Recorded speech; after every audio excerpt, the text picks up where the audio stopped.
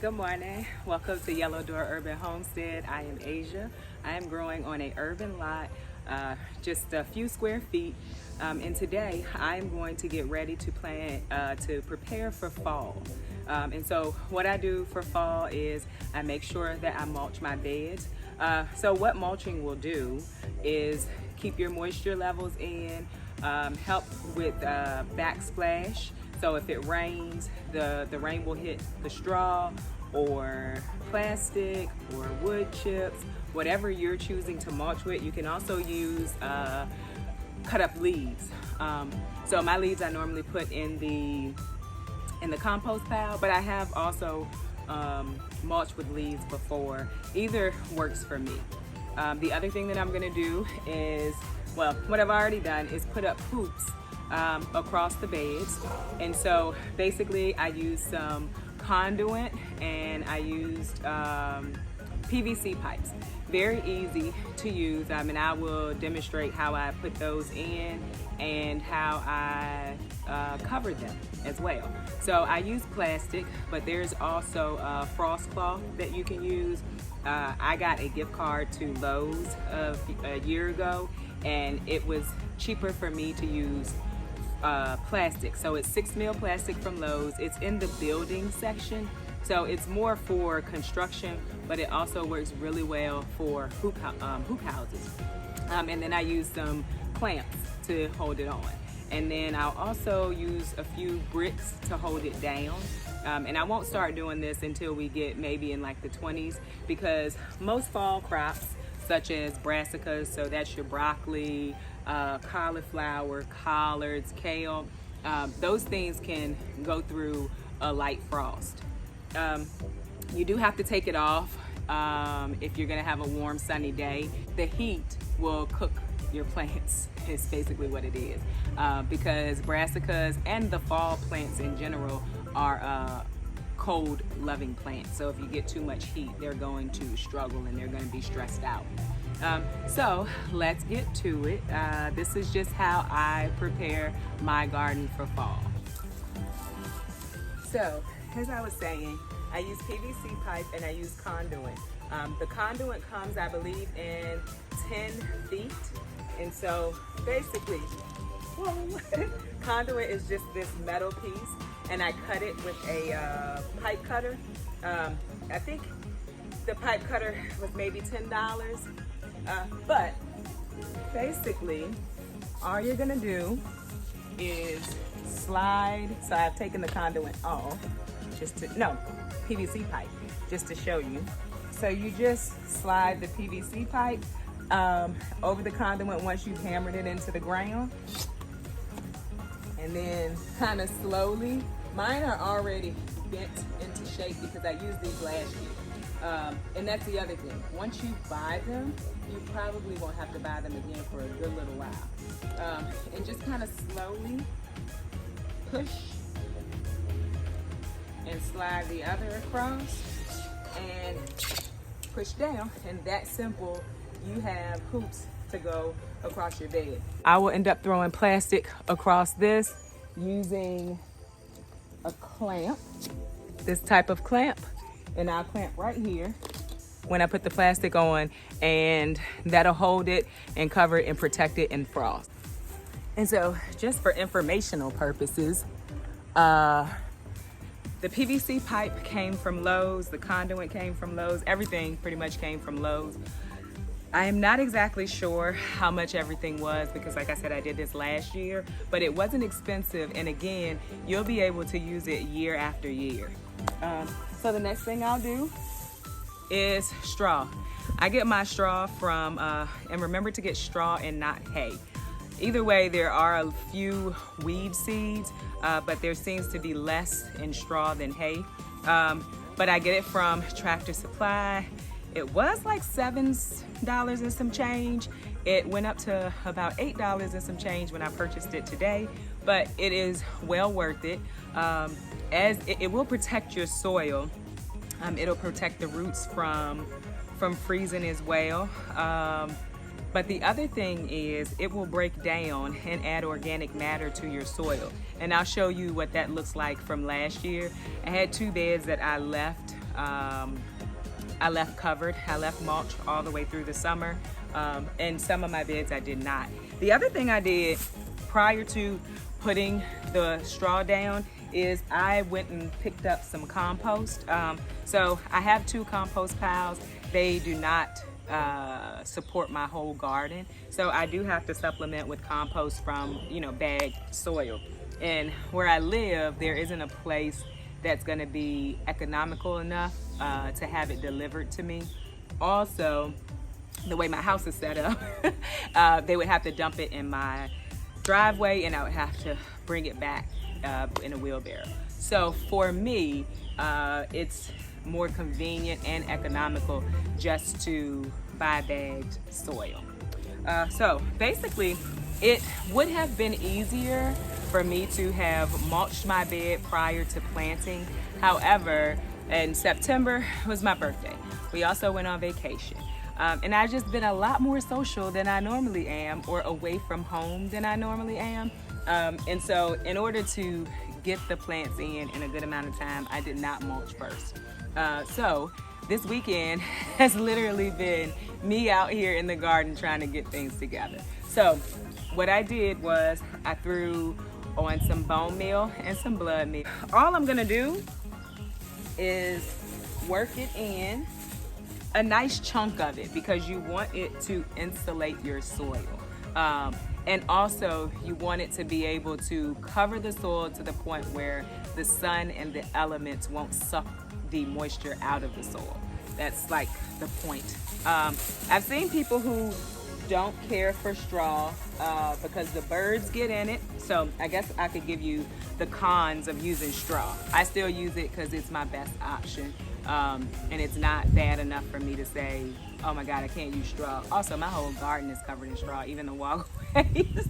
The cons. The birds will get in it and the birds will take it everywhere, which is not bothersome for me because the whole garden is covered in it anyway. The other thing is slugs. And slugs are going to be a problem, I believe, whether you use straw or wood chips or leaves, because they like moist, dark areas. And so I just make sure that I come out and I check for slugs. I've also seen online that you can use beer traps. So basically you can get some kind of can, like a tuna fish can, put beer in it, dig a hole and put the can down in it. And then the slugs will come to it, but for the yeast, they're drawn to the yeast in beer, and then they fall in and they die. So that's an option. Like I said, I also just come out and I check it to see if I see any slugs or snails. And I have seen slugs and snails and I have had to pick them off. But, as an organic gardener, as someone who's not using man-made pest control, I guess you just have to know that that's something that you're gonna have to do. So it doesn't bother me much. The other thing that you may want to look at for fall is if you have plants that you want to transplant. So for instance, yesterday I transplanted my rosemary, and I'll show you that. I transplanted it under the the fruit trees, which is a good time to plant fruit trees as well if you're in a zone where you're not already in frost and your ground's not frozen. Because if your ground's frozen, that's going to be a problem. It's going to be hard for you to do. It's a good time to transplant and pot things up because it's still cool. It's not that cool out here today. It's actually rather warm. You can see the sun beaming down. But it's cool and it will allow you to transplant them with not as much shock as you would get in the summer. My chickens are going crazy. I think one just laid an egg not too long ago. We got chickens this year. First time ever owning chickens. We are allowed to have 4 chickens in our locality. If you're not sure if you can have chickens in your urban setting, you can just check your locality's ordinances or codes. They normally have them online, and it'll tell you what you can have. I believe my neighbor down the street has ducks. So I'll come back to that. I'm gonna show you where I put my trees. I have 4 fruit trees, 2 apples, 2 peaches. It is best for pollination to plant 2 not the same variety, but of the same fruit, because you should get better pollination. My dog, we were working on letting her into the garden, but she was doing really bad. Look at her. She's trying. Yeah. Okay, so another good thing to do for fall is to transplant plants that you maybe want to move. My neighbor's kids. That you may want to move and transplant to another spot. So I transplanted my rosemary yesterday, and I actually broke it up. This is another part of it. I probably could have broke it up a little bit smaller, but I didn't. Next year I can root them and make other plants, and I may do that and just start them off in pots, because this whole thing started off in pots, but rosemary grows way bigger than this. So basically what I'm wanting is for the rosemary to kind of grow big and be a ground cover for this apple tree. I'm gonna plant some other herbs around the bottom of the apple tree too. I transplanted my comfrey as well last week. And so that's what I'm planning to do, because a lot of herbs are invasive, but if it's in a spot where you want the ground covered, that's a plus. And so to keep the roots of the apple tree moisturized, or make sure they don't dry out, I'm going to try using herbs to do that. I told you that I would show you a spot where the straw had started to break down from last year. So I had already mulched this bed, but I'm just gonna pull it back and kind of get a handful for you. So that's the straw from last year that started out just like this straw and has broken down over time. And so that adds, it'll add organic matter back into your bed. And so leaves will do the same thing. Of course, plastic won't do that. Wood chips will too. You have to be a little careful with wood chips. And I'm not a expert, and I did not go to school for gardening by any means. But what I did have is experience last year. These were new beds last year. I put them in the summer, let them sit, let things start to break down. And I did it with the bed over here, which is my asparagus bed. You can see it right there. And I noticed that my asparagus was like really stunted. And I was like, I don't understand why. And I don't know if it was the wood chips or if it was too much moisture. Either way, I know that it wasn't good for the asparagus. Once I pulled the wood chips off, the asparagus started growing like that. And then I replaced the wood chips with straw. So that is why I'm assuming it's wood chips. And what I've heard is wood chips that are not already broken down pull nitrogen out of the soil. So just keep those types of things in mind. It's really a learning thing, paying attention to your garden. So if something that I'm doing seems to not be working for you, then by all means, don't use that option. It works for me in my climate, in my area, in my zone. Doesn't mean it's gonna work for you, but it is a starting point if you're new. And I just started gardening last year. I watched a lot of Roots and Refuge. I watched a lot of Justin Rhodes. I watched Rustic Garden, Hugh. So I could go, I could just keep going, but that's how I learned. And some things that worked for them didn't work for me.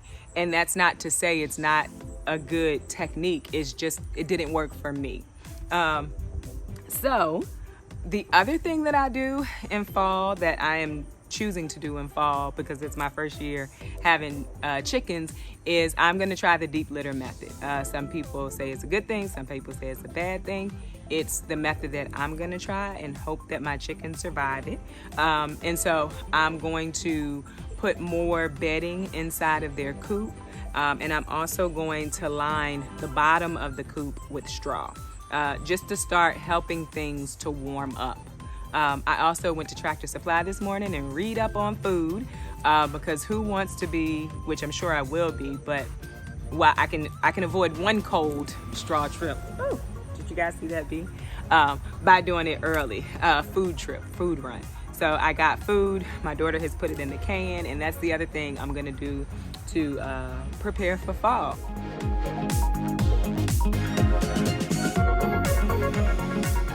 So the 6 meal plastic can be used over and over. Surprise, I got the right one for this bed. So basically, that's what I'm gonna do. I'm gonna pull it over the bed. Then I'm going to take my clip right here, which is gonna hold it.